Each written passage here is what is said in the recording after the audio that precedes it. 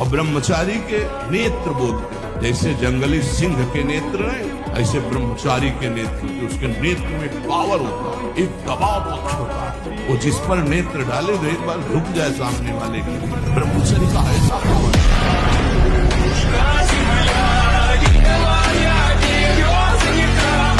आप लोग समझते नहीं हो, भगवान का भजन किए बिना कहीं भी भाग के चले जाओ, आपको शांति नहीं मिलेगी प्यारे। और घर में बैठकर यदि भजन करोगे तो घर तीर्थ हो जाएगा, घर में भगवान पधारेंगे, आप आनंदित हो जाओगे। संत संग का फल होता है भागना, मिट जाना। सत्संगत संस्कृति कर अंता, ये जो जन्म मरण का भागना ये मिट जाएगा, ये छोटे मोटे भागने से।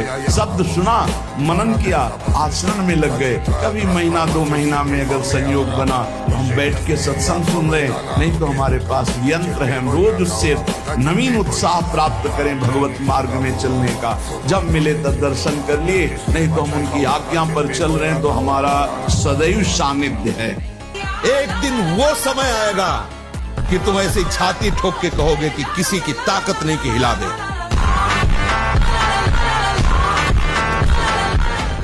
जब ब्रह्मचर्य रहा जाता है तो उसको सुविधा माया देती है ब्रह्मचर्य नष्ट करने की। ये बैठालना चाहिए। जैसे आप नियम लिए कि मैं आजीवन ब्रह्मचारी रहूंगा, तो आपको पक्की सुविधा एक समय आएगी कि आप आराम से भोग लीजिए। कोई निगेटिव नहीं, कोई नकारात्मक सोच भी नहीं आएगी, आप उसको स्वीकार करेंगे। क्योंकि चेतो, शीघ्र चेतो, कहीं जीवन के बचे हुए दिन भगवत विमुख असावधानी में न बीत जाए। तुम्हारे हाथ बहुत बढ़िया अवसर लगा है।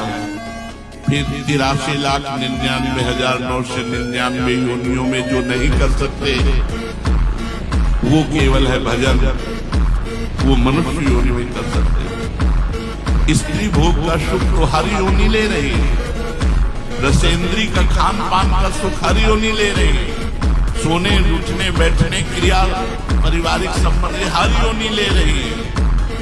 एक एक सुकरी के 20-20 बच्चा, ये सब निद्रा भय आहार में इसका तो सारे संसार के हर जगह फैला हुआ है। एक सुख है भगवदान, वो केवल मनुष्य शरीर में ही प्राप्त हो सकता है, अन्य किसी योनि में नहीं।